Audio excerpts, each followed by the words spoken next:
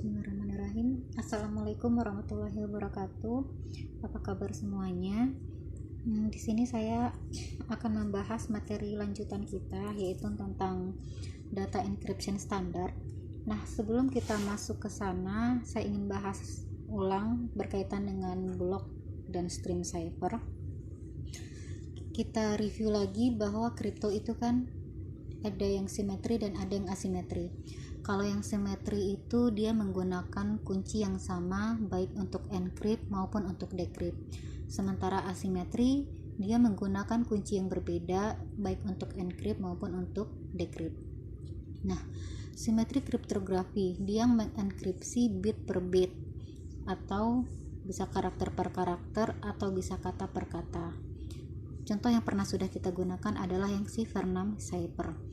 Nah, cipher 6 cipher ini diadopsi dari one time pad cipher di mana karakter diganti dengan bit, yaitu 0 atau 1. Nah, ciphertext itu dilakukan dengan melakukan penjumlahan modulo 21 bit plaintext dengan 1 bit kunci. Cara kita mendapatkan cipher yaitu dengan menjumlahkan bit plaintext dengan kunci kemudian di modulo 2. Nah, sementara kalau kita ingin mendapatkan plaintextnya dibalik, berarti cipher dikurang dengan kunci di modulo 2. Nah, cipher 6 cipher ini itu sama dengan one time pad cipher, di mana operasi penjumlahan modulo 2 itu identik dengan operasi bit dengan operator eksklusif OR. Maka bisa kita tulis sebagai cipher sama dengan plaintext XOR dari kunci. Oke. Nah, konsepnya seperti apa?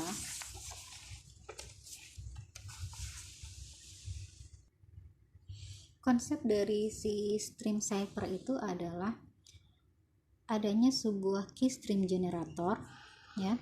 Adanya sebuah key stream generator. Kemudian di sini ada plaintext, kita XOR-kan dia, kita sorkan dengan dia kunci. Keystream generator itu adalah aliran bit untuk kunci untuk mengubah plaintext ataupun ciphertext dalam encrypt maupun decrypt. Jadi plaintext kita sorkan dengan kunci, maka terbentuk cipher. Kemudian ketika decrypt cipher kita sorkan dengan kunci membentuk plaintext. Nah, lalu bagaimana dengan block cipher? Kalau stream kan itu bit per bit. Kalau block, kita ingat lagi bahwa dia adalah rangkaian bit plaintext dibagi menjadi blok dengan panjang yang sama. Biasanya itu 64 bit atau 128 itu juga bisa.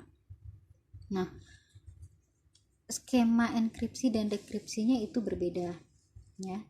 Jadi enkripsi blok plaintextnya ini yang sudah kita bagi menjadi blok-blok dengan panjang yang sama, kita encrypt dengan kunci kemudian membentuk sebuah ciphertext. Begitu juga dengan decrypt, blok ciphernya kita decrypt dengan kunci membentuk sebuah blok plaintext.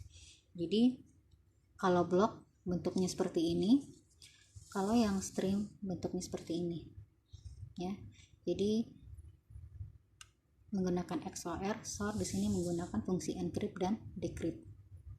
Nah, kita lanjut. Kita berbicara masih berkaitan dengan klasik, ya. Kriptografi klasik. Teknik kriptografi klasik yang digunakan pada block cipher. Ingat di sini pada block cipher, ya. Dari buku yang sudah pernah saya sharekan, dia membagi ada dua teknik, yaitu secara substitusi dan secara transposisi atau permutasi. Kalau secara substitusi pernah kita bahas, contohnya itu yang Caesar cipher, yaitu mengganti satu atau sekumpulan bit pada blok plaintext tanpa mengubah urutannya. Ini rumus secara matematisnya. Kalau dalam praktiknya bisa kita gunakan sebuah tabel substitusi atau S-box. Nah, kalau transposisi atau permutasi, dia memindahkan posisi pada blok plaintext berdasarkan aturan tertentu. ya. Jadi posisinya dipindahkan berdasarkan aturan tertentu. Ini rumus secara matematisnya, di mana cipher itu didapatkan dengan plaintext dikali M, di mana M itu adalah fungsi transposisi. Kalau dalam prakteknya, M bisa dinyatakan sebagai tabel atau matriks permutasi. Nah, kaitannya dengan DES atau data encryption standar, nanti kita akan menggunakan stream dan block cipher. Nah, kalau saat ini DES itu dikatakan sudah tidak secure lagi karena kuncinya yang terlalu pendek. Makanya ada yang namanya triple DES, itu lebih aman karena dia melakukan encrypt sebanyak 3 kali. Nah, di tugas sebelumnya saya pernah ngasih carilah 2 prinsip berkaitan dengan block cipher menurut Shannon, ya. Oke, kita bahas bagaimana sih sebenarnya DES itu bekerja. Oke.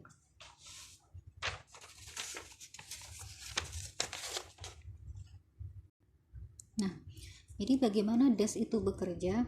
Oke, kalau dasarnya kita mempelajari kripto itu adalah dengan adanya sebuah plaintext X, kemudian dengan sebuah fungsi. Kalau di sini kita berbicara DES, maka dia akan membentuk sebuah ciphertext Y dengan kunci K. Nah, di dalam DES jumlah bit yang kita gunakan untuk plaintext itu adalah 64, ya. Dan jumlah cipher itu 64, sementara jumlah key itu ada 56 bit. Lalu apa sebenarnya yang terjadi di dalam DES ini? Nah, ini akan kita pelajari apa yang sebenarnya terjadi di dalam DES. Oke. Di dua prinsipal dalam membangun block cipher menurut Shannon itu, yang pertama ada confusion, ya, ada confusion. Jadi si confusion ini itu dia menyembunyikan atau hidden, ya. Dia menyembunyikan hubungan antara baik si plaintext, ciphertext ataupun kunci. Jadi yang disembunyikan adalah plaintext, ciphertext maupun kunci. Sementara yang kedua, kalau sebelum yang kedua, contohnya di sini adalah yang si Caesar cipher, ya. Caesar cipher itu kan mengubah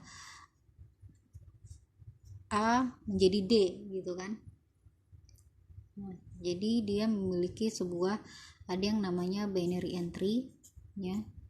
Dari A sampai Z, ini input, ini output. Nah, jadi nanti ditarik, jadi pergeseran ini, jadi dia menyembunyikan hubungan antara plaintext, cipher maupun key. Kemudian yang kedua, ini contohnya adalah substitution table, ya. Substitution table. Oke. Yang kedua itu ada namanya diffusion. Nah. Kalau diffusion itu apa? Diffusion itu adalah menyebarkan. Jadi ada pengaruh 1 bit plaintext, ya. Pengaruh 1 bit plaintext ke banyak cipher. Nah, ke banyak cipher. Maksudnya seperti apa? Nanti akan kalian lihat nanti ketika kita sudah mulai membahas DES. Nah, contoh difusi ini adalah permutasi. Adanya permutation. Jadi diffusion itu adalah adanya penyebaran dari 1 plaintext ke banyak ciphertext. Pengaruh, ya, berpengaruh. Nah, lalu bagaimana tadi DES ini bekerja, gitu? Bagaimana DES ini bekerja? Oke, kita bahas. Di dalam DES, kalau kalian mengerjakan tugas, di awalnya itu kita punya input, ya, input X. Oke, kemudian ada yang namanya IP, initial permutation, kemudian ada sebuah encryption round, ya, dari 1 sampai round ke 16, di mana setiap round ini masing-masing memiliki kunci K1 sampai dengan K16. Kemudian nanti baru di akhir ada lagi final permutation, baru nanti didapatkan sebuah Y atau ciphertextnya. Ini adalah final permutation. Oke, kita bahas apa yang ada di dalam DES. Jadi si Shannon itu bilang, kalau kita ingin membuat sebuah block cipher yang kuat, kita harus melakukan confusion dan diffusion secara berulang kali. Confusion, diffusion, confusion, diffusion. Nah, yang terjadi di dalam DES adalah adanya round. Nah, round dari 1 sampai 16. Jadi DES ini mengandung prinsip milik si Shannon gitu. Oke. Ini tukanya ya. Nah, apa yang terjadi di dalamnya kita bahas pelan-pelan. Oke, ini saya sudah buat algoritma DES. Dimulai dengan plaintext dengan jumlah 64 bit, kemudian initial permutation IP menghasilkan output 64 bit. Oke, kemudian ada L0, R0, ada function L1, R1. Ini round pertama dilakukan sampai round ke-16. Kemudian ada IP inverse, baru membentuk ciphertext, di mana di dalam function ini ada transform dari sebuah kunci atau K. Oke. Kita mulai pelan-pelan. Kita punya sebuah plaintext 64 bit. Kemudian langkah selanjutnya adalah kita melakukan initial permutation. Oke. Initial permutation itu apa? Initial permutation itu adalah sebuah tabel ya, tabel permutasi dalam melakukan komputasi yang sudah ditetapkan di dalam DES gitu.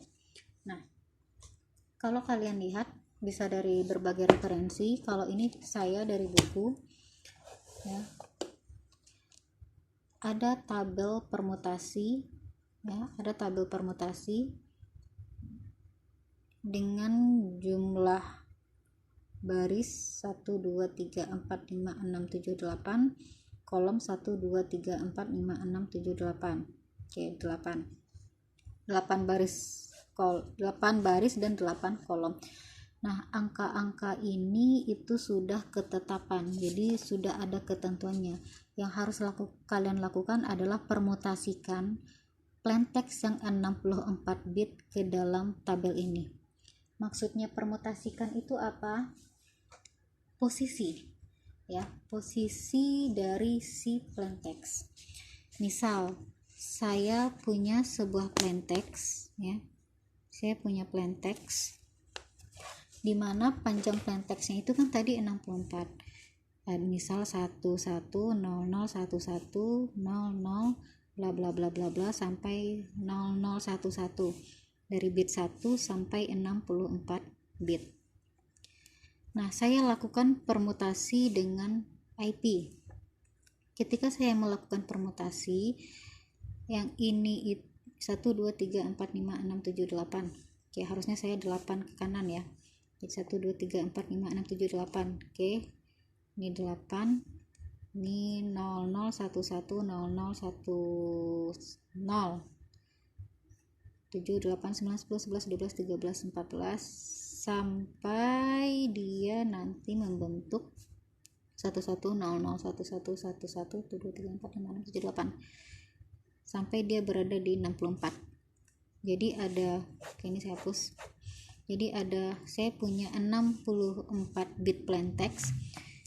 Posisinya saya permutasi, saya ubah, di mana pada bit 58 dari plaintext 64, 63, 62, 60, 69, 59, 58, berarti yang ini ya, akan berada pada posisi bit pertama.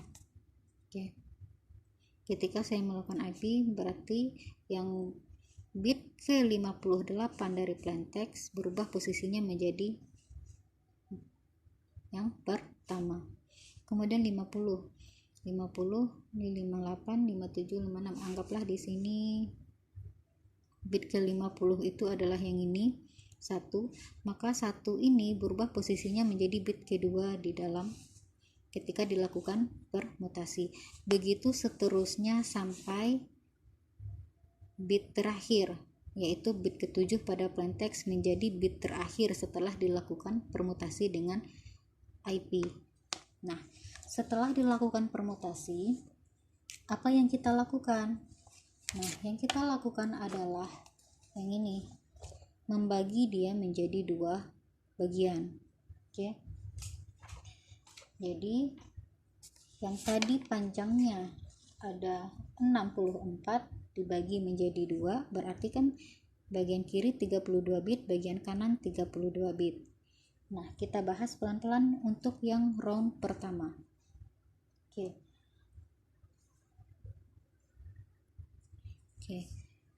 64 bit hasil permutasi kita bagi menjadi 2 ya. Oke.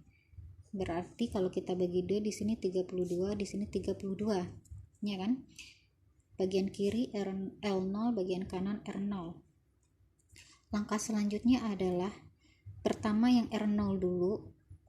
R0 kita lakukan sebuah komputasi fungsi ya, sebuah komputasi fungsi berupa F.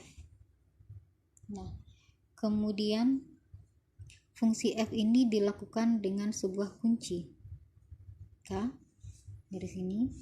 Nah, untuk K nanti kita bahas.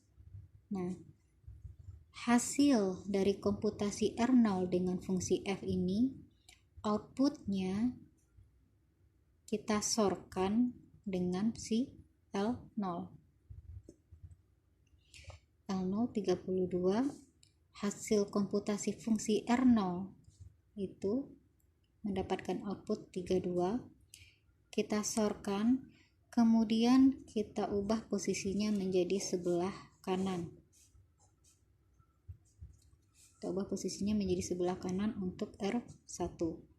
Sementara yang L1 didapatkan dari R0. Oke.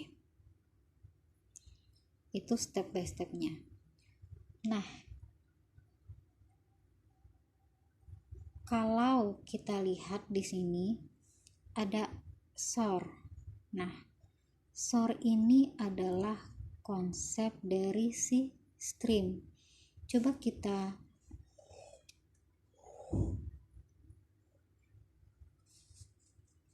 rubah ya. Kita peringkas lagi.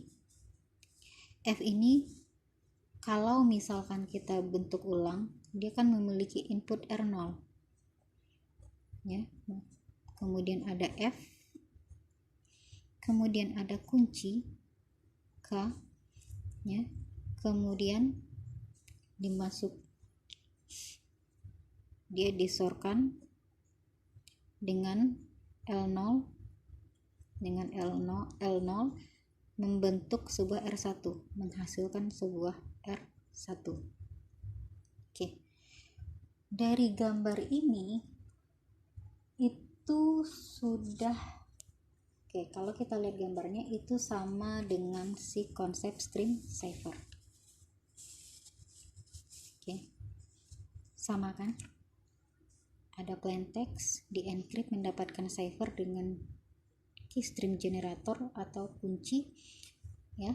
Maka secara tidak langsung fungsi di sini itu adalah si key generatornya. Iya kan? Artinya di sini kalau dia untuk encrypt dengan cara SOR, maka untuk decrypt dia melakukan cara yang sama, di SOR juga, yaitu si cipher dengan si kunci. Artinya yang di sini juga begitu. Kalau kita ingin melakukan decrypt, ya sama caranya. Nah, berarti dengan melakukan sebuah suatu komputasi, kita sorkan lagi dia sama kayak ini kan, untuk mendapatkan apa? Yaitu untuk mendapatkan 0, karena kan di sini kita mau decrypt. Ini encrypt, Nah, ini decrypt karena konsepnya sama dengan si stream saver tadi yang ini. Nah, oke, di sini dia kalau kita mendecrypt, dia juga mempunyai key stream generator, kunci.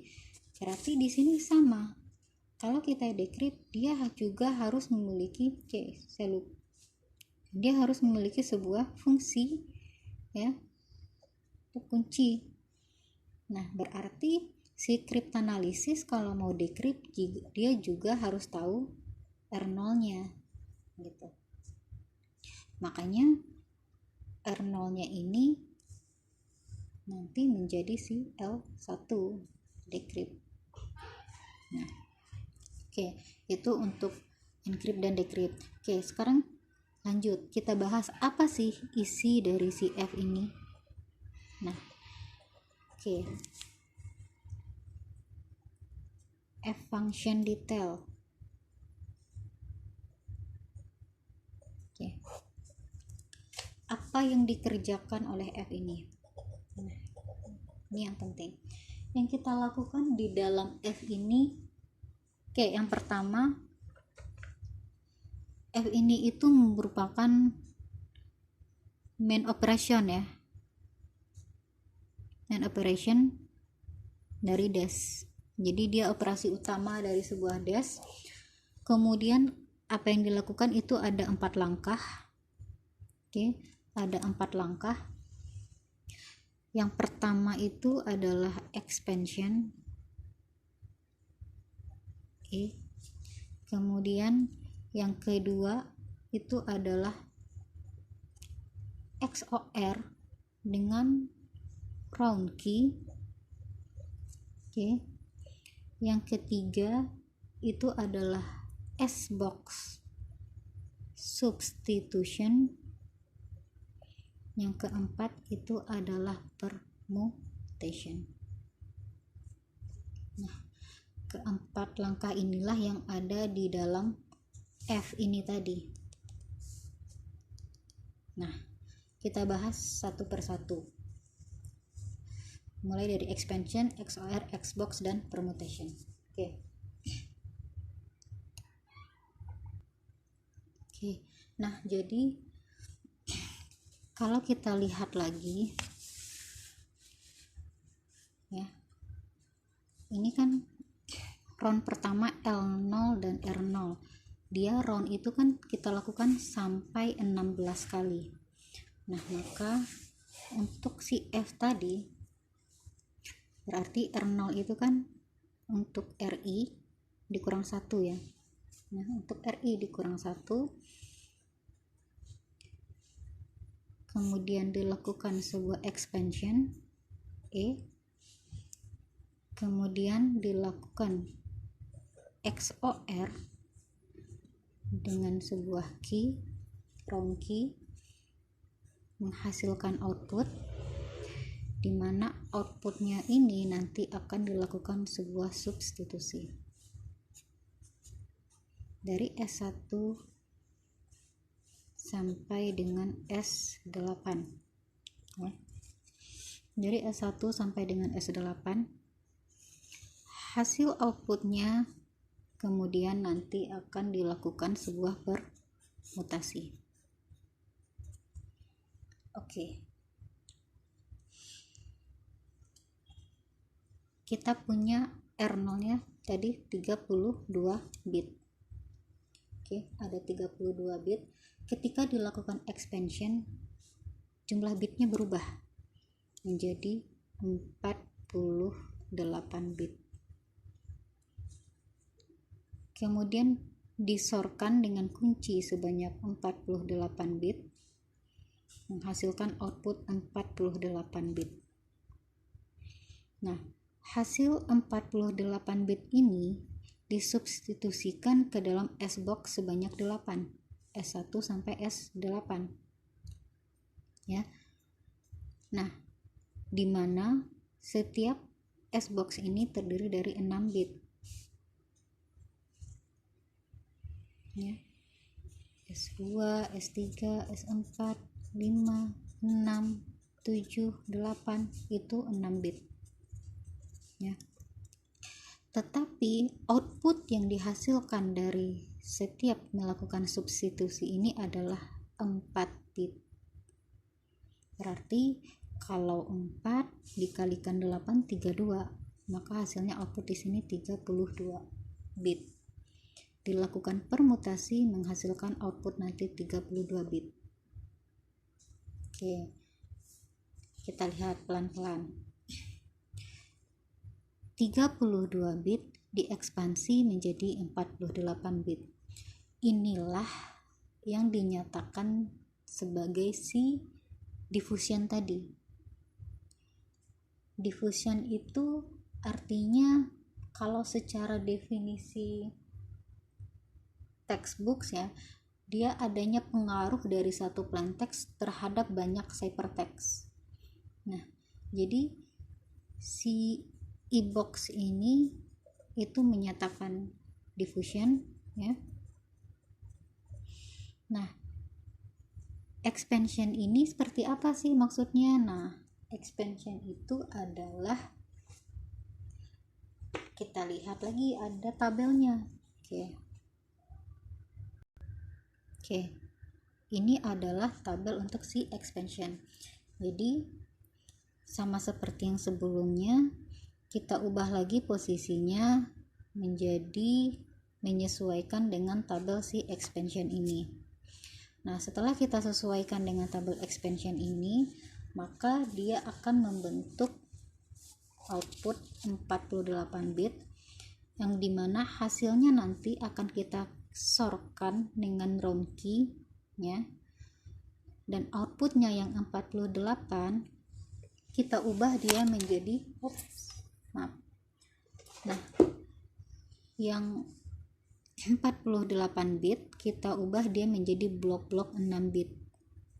Oke. Lihat, ketika kita melakukan substitusi yang tadinya 6 bit berubah menjadi 4 bit.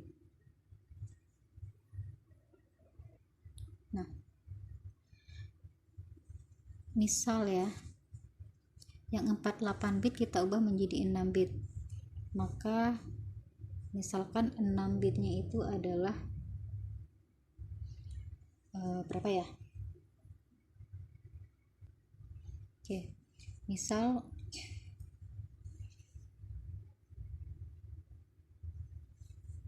satu 001 1000101. Oke. Jadi yang 48 bit kita ubah menjadi 6 bit 6 bit 6 bit, kemudian 000 110 23456 111 000 sampai 48 misal. Nah, kan kita ubah nih jadi 6 bit 6 bit. Kemudian kita gunakan substitution S-box. Oke. Kita gunakan substitution X-box. Substitution X-box itu sudah ada tabelnya, sudah ada ketentuannya. Nah, oke. Kalau di buku, ini ketentuannya seperti ini. Ini tabel untuk S1, tabel S2, S3 sampai S6. Nah, jadi sudah ada ketentuannya. Nah, coba lihat di sini. Pada tabel terdiri dari 4 baris dan terdiri dari 15 kolom. Nah, bagaimana kita mensubstitusikan yang 6 bit tadi terhadap si tabel S-box? Oke, pertama kita lihat dulu. Nah, yang 6 bit ini 4 bit di dalam itu dijadikan sebagai kolom. 2 bit terakhir ya itu dijadikan sebagai row. Nah, jadi nanti si S1 itu ya, untuk S1 1 2 3 4 5 6 1 2 3 4. Oke, kita punya 1 0 0 1 0 1. Berapakah outputnya gitu. Tadi yang 4 bit di dalam kolom 2 bit terakhir, awal dan terakhir itu row. Oke. Berarti yang di dalam 0010. Nah, ini kan adalah bentuk bilangan binary. Kita ubah dia menjadi dalam bentuk heksa. Makanya di awal saya suruh pelajari lagi bagaimana convert dari binary ke heksa atau dari heksa ke binary gitu ya. Nah, yang 001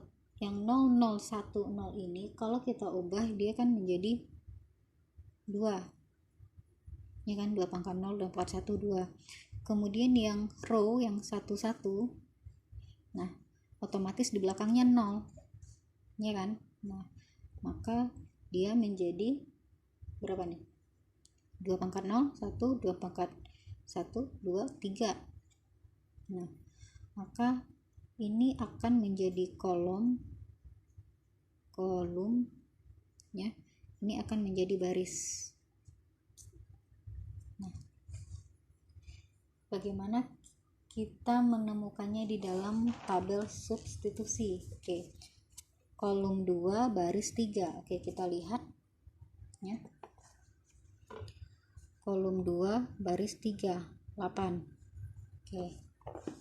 Berarti untuk S1 dengan 1001101 itu hasilnya adalah 8. Nah, ini kan masih dalam bentuk bilangan heksa. Kita ubah lagi ke binary. Binary-nya yang 4 bit ya. 1000. Maka terbentuklah tadi yang tadinya 6 bit ya, berubah menjadi 4 bit. Begitu juga untuk substitusi kedua, ketiga sampai ke 8. Setelah diubah semuanya menjadi seperti ini, digabungkan kembali, kemudian baru dilakukan permutasi. Nah, itu yang kita lakukan di dalam F function. Jadi pertama yang R0 itu 32 kita ekspansi dengan tabel, kemudian kita sorkan dengan kunci, hasilnya kita S-box kan, kemudian hasil dari S-box kita permutasi. Nah, si S-box inilah yang menjadi si confusion. Oke. Nah, satu hal yang belum kita bahas yaitu key di dalam algoritmanya dia ada transform. Oke, kita balik lagi ke algoritma triple dash ya. Algoritma dash key di sini dia ada transform, ada DC1, ada key ini maksudnya apa gitu. Oke, kita bahas. Berarti kita main sekarang ke dalam schedule key atau key schedule.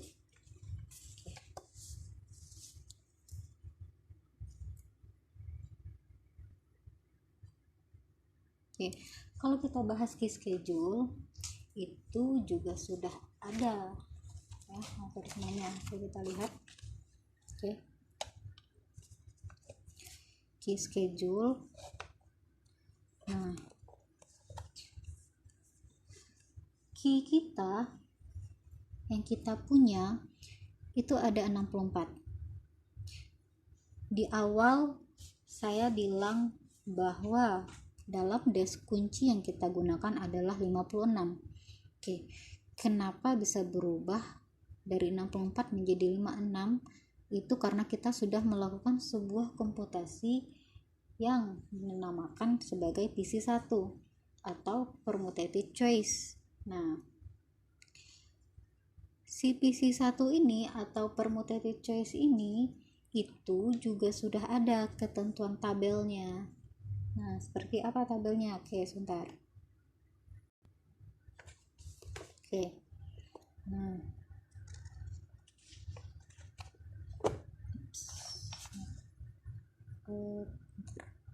Nah, jadi ini adalah ketentuan tabel dari si permutative choice 1. Nah, kenapa kok bisa 64 jadi 56? Kenapa 64 jadi 56? Karena di dalam permutative choice ini dia menghilangkan setiap bit yang 8. Setiap bit yang berkelipatan 8 itu dia hilangkan. Misalkan 8, kemudian 16, 24, 32, 40, 48, 56, 64.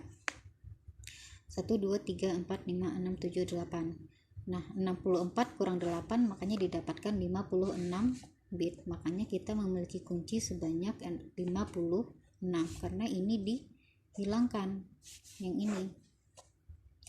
Nah, setelah kita lakukan permutative choice yang pertama, kemudian apa yang kita lakukan selanjutnya? Nah, kita bagi dia menjadi C0 dan D0, sama seperti yang tadi ketika kita melakukan yang plain text itu kan kita bagi dua. Nah, sekarang kuncinya yang kita bagi dua menjadi C0 dan D0. Nah, C0 dan D0 karena dibagi dua maka otomatis jadi 28 bit dan 28 bit untuk D0, 28 bit untuk C0. Dilakukan left shift. Nah, maksud dari left shift itu apa? Adanya pergeseran shift kunci. Oke, contoh misal tadi kan kunci itu 28 ya. Oke, kita bagi menjadi C0 dan D0. Oke, contoh yang C0 nya dulu aja. 28 misal di sini 0001 sampai 2811. Saya ingin ubah menjadi C1 dengan cara left shift. Nah, shift pertama yang diputar adalah 1 bit di depan ke belakang, dari kiri ke kanan berputar ya. Atau nah gini. Berarti 001 11 pindah ke kanan 0. Kemudian untuk C2, nah kalau untuk C2 berarti yang ini pindahkan ke depan ke kanan, berarti jadi 01 110 pindah ke depan jadi 0. Nah, pergeserannya berapa bit? Nah, itu beda-beda ya. Jadi untuk 16 round tadi ya, untuk 16 round tadi iterasi pertama kita hanya melakukan pergeseran sebanyak 1 bit. Iterasi kedua juga 1 bit. Iterasi 3, 4, 5, 6, 7, 8 kita melakukan pergeseran sebanyak 2 bit. Jadi langsung 2 bit. Jadi misalkan di sini adalah C3, langsung 2 bit yang dipindahkan. Misalkan di sini ada 00 gitu ya. Berarti 00 bla bla bla 1100 pindahkan 2 bit sini 01. Jadi langsung 2 bit yang dipindahkan. Nah, maka ikuti aturannya, jumlah pergeserannya sampai iterasi ke-16 itu ketentuannya seperti apa. 9, iterasi 9 itu hanya 1 bit. 10 sampai 15 itu 2 bit. 16 itu 1 bit. Jadi yang 1 bit itu adalah iterasi pertama, kedua, 9 dan ke-16.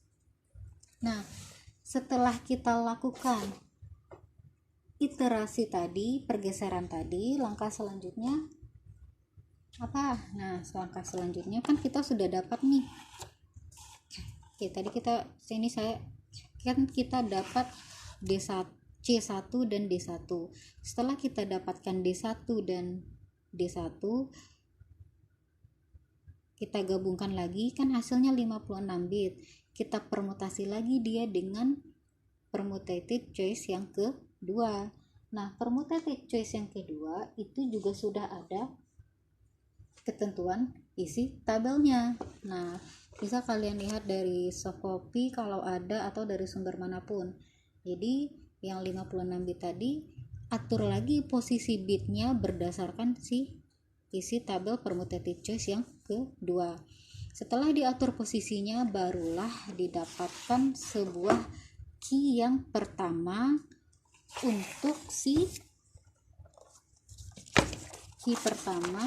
untuk round pertama. Nah, itu dikerjakan sampai round ke-16.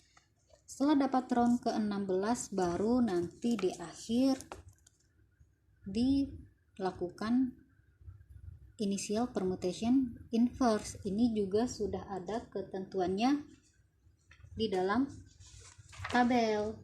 Nah, bentar ya. Oke, nah jadi kayak ini untuk yang permutation inverse ya. Jadi ini sudah ada lagi ketentuannya.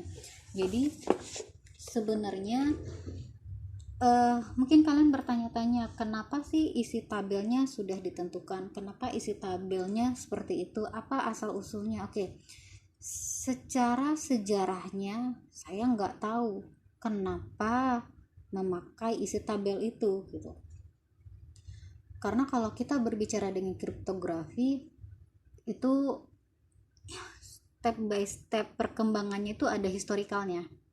Nah, jadi kalau kita lihat sekilas, DES itu kan awalnya adalah permintaan US yang ingin ada, bahwa dia menginginkan adanya suatu standar kalau kita ingin men-encrypt suatu data.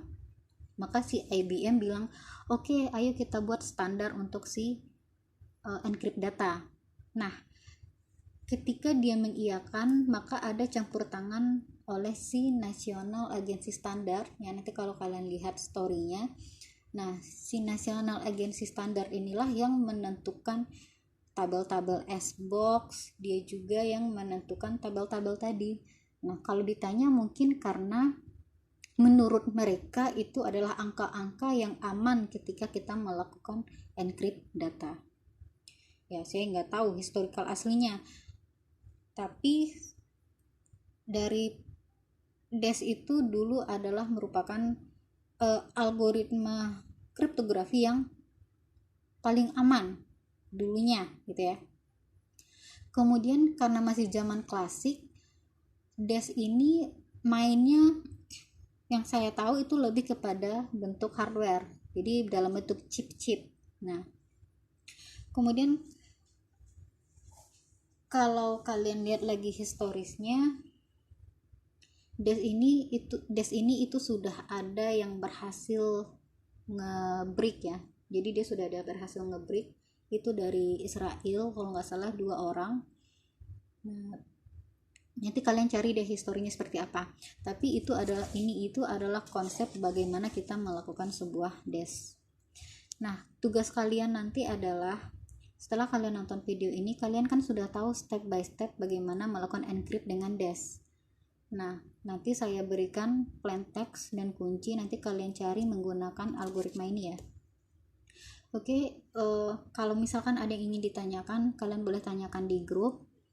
Kemudian saya mohon maaf jika masih banyak kekurangan ya dalam baik itu video ataupun tulisan tangan ataupun pencahayaannya ya, karena saya nggak ahli.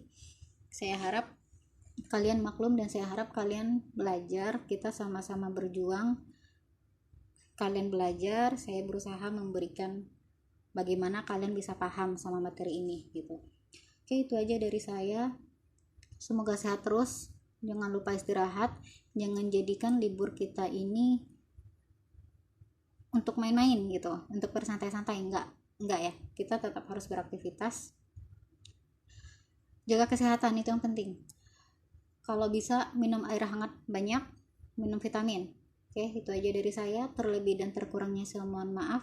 Wassalamualaikum warahmatullahi wabarakatuh.